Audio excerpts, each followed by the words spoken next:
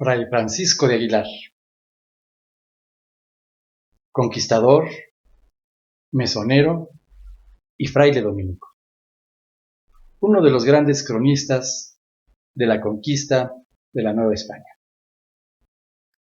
Quédate con nosotros para conocer el valor de su vida y de su obra. Hola, soy José Omar Tinajero Morales y hoy vamos a hablar sobre la vida y obra de Fray Francisco de Aguilar y su crónica breve sobre la conquista de la Nueva España. Estamos en un momento interesante de nuestra historia, una importante coyuntura.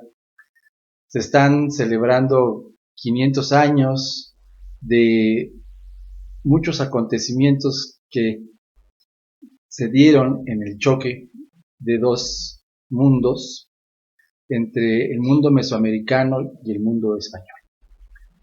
En el 2019 se cumplieron 500 años de la llegada de la flota de Hernán Cortés a México, y él decide hacer una expedición ya no solamente de cambio, de trueque, de piezas de oro, de joyas, sino que decide desconocer a Diego Velázquez, que era el gobernador de Cuba y que era quien lo había enviado, y opta por hacer una expedición de conquista reconociendo al rey de España, y por eso funda la Villa Rica de la Veracruz.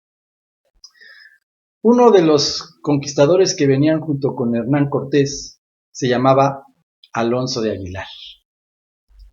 Alonso estuvo muy cercano a importantes acontecimientos de este importante proceso histórico. Por ejemplo, cuando Hernán Cortés llega a la Ciudad de México, en su primera fase, en una fase todavía pacífica, decide por que Alonso de Aguilar sea uno de los custodios de Moctezuma o Motecuzoma. Entonces, la crónica que va a dejar Alonso de Aguilar posteriormente va a ser de gran importancia, porque él vivió estos acontecimientos. Entonces su crónica resulta ser una fuente de primera mano para los historiadores interesados en este tema clave de nuestra historia de México. Alonso de Aguilar, después de la conquista, va a ser el primer mesonero en el Camino Real México-Veracruz, como hemos platicado aquí en otras ocasiones. En 1522, Álvaro López construyó el Camino Real México-Veracruz por territorio aliado. Entonces, para que se pudiera dar todo un comercio a lo largo de este camino, que se pudieran transportar las mercancías, pues se introduce una actividad económica que es la arriería. Los arrieros necesitaban lugares para poder descansar, ya que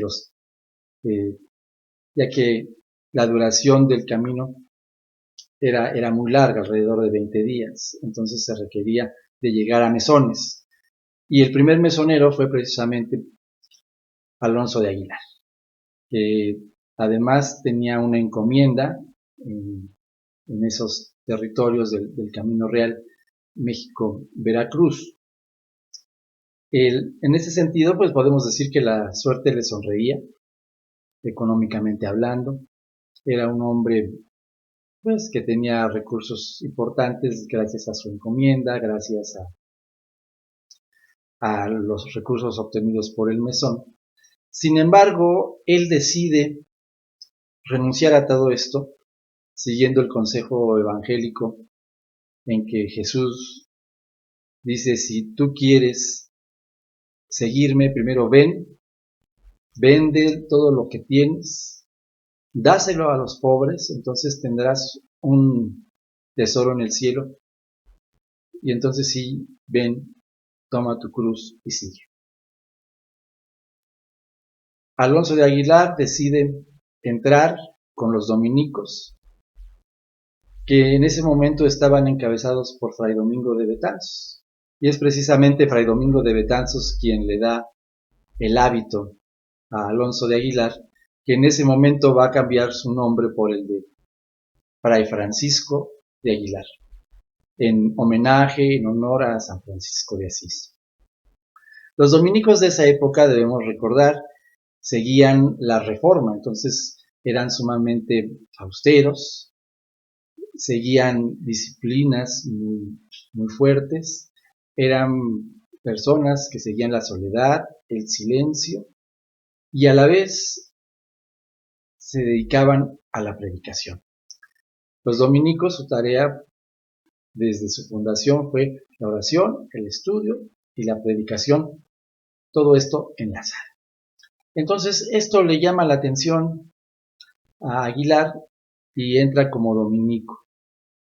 Por cierto, ya entra grande, alrededor de los 50 años, pero todavía estaría 40 años en la orden, en la comunidad, ya que fue muy longevo. Sabemos su biografía porque se encuentra escrita en la monumental obra del cronista dominico Fray Agustín Dávila Padilla. Entonces él le dedica un capítulo hablando sobre su vida y obra. Esta obra pues, fue publicada a principios del siglo XVII en Bruselas.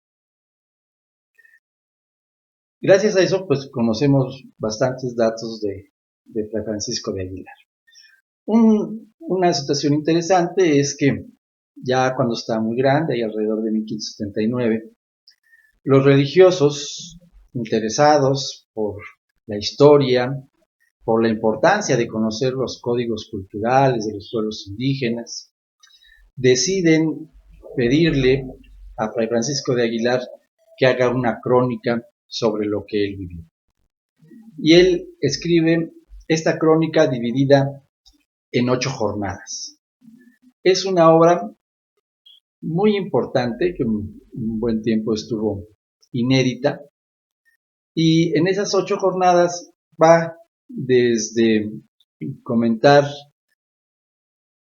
por ejemplo, que Diego Velázquez estaba en Cuba, la expedición de Juan de Grijalva, posteriormente nos habla de la expedición de Hernán Cortés, los diferentes etapas que va pasando, y una de las cosas muy interesantes que hace Fray Francisco de Aguilar es que nos retrata cómo era la personalidad de personajes como Hernán Cortés o Moctezuma. Vamos viendo también, por ejemplo, cómo se van dando las estrategias y los planes que tiene Hernán Cortés, cómo sigue este pensamiento maquiavélico en el cual de repente dice es mejor ser temido que ser amado. En algunos momentos actúa de manera pacífica, trata de negociar, buscar alianzas, y en otros momentos resulta ser muy severo y actuar con toda la fuerza militar que él tenía en su momento. Nos va hablando todas estas alianzas, nos va hablando también de cómo en Cholula no lo reciben satisfactoriamente, y después de su llegada nos dice cómo fue recibido en la Ciudad de México por Moctezuma en esta primera etapa, una etapa que decíamos todavía es relativamente pacífica, y luego nos va hablando de cómo van llegando expediciones para quitarle el poder, expediciones españolas, como la de Pánfilo de Narváez, y a la cual tiene que hacerle frente Hernán Cortés, y deja a Pedro de Alvarado y se da el acontecimiento que se ha conocido como la Noche Triste, en este caso pues para los españoles, ¿no? Porque son los que tienen que salir huyendo, romper el sitio en la Ciudad de México y hacer toda una peripecia hasta poder llegar otra vez a Tlaxcala y reforzarse. Después nos habla de cómo se va generando una nueva estrategia y ahora una vez conocido el territorio, conocido las características que tenía la Ciudad de México, y entonces decide hacer unos bergantines en Texcoco que le van a servir para poder sitiar por el lago también a la Ciudad de México, lo cual va a poder lograr la conquista el 13 de agosto de 1521. Entonces, también hace poco se cumplieron 500 años de este acontecimiento clave en nuestra historia. Y Fray Francisco de Aguilar termina su crónica con algunos apuntes sobre los ritos indígenas. Entonces es una obra que en ese sentido pues debe ser analizada, estudiada, interpretada, tomada en cuenta para todos aquellos que estén haciendo estudios sobre el proceso de la conquista de México Tenochtitlan. Así que pues es una oportunidad el poder conocer esta obra y poderla comparar con algunos otros historiadores como Bernal Díaz del Castillo o Gómara, entre otros, o las mismas cartas de relación de Hernán Cortés. Esta obra, como les decíamos, permaneció inédita muchos siglos. Será hasta el siglo XIX que se empieza a mencionar de una manera más frecuente. Por ejemplo, Joaquín García Calvalceta, a mediados del siglo XIX, habla de esta crónica, y posteriormente Francisco del Paso y Troncoso, en esa maravillosa misión que hizo en Europa, encuentra en el Escorial la crónica y la copia y la pudo publicar en los anales del Museo Nacional en el tomo 7. Esa fue la primera vez que se publica a finales del siglo XIX. Posteriormente habrá otras ediciones, como la del año de 1938 por la editorial Botas. Entonces, esta obra fundamental, la breve crónica sobre la conquista de la Nueva España, debe de ser uno de los puntos claves a analizar al momento de historiar sobre este tema. Igual, por ejemplo, para todos aquellos que se dedican a la historia de los dominicos y conocer más el papel que tuvieron los frailes predicadores de la Nueva España, también resulta un tema de sumo interés como uno de sus grandes personajes, tanto por su vida como por la cuestión de que fue un cronista de la conquista y a la vez, bueno, fue un fraile dominico. Quiero aprovechar también para invitarlos a los diferentes cursos online que tenemos en nuestros sitios de internet, Academia Social Business e Histormex.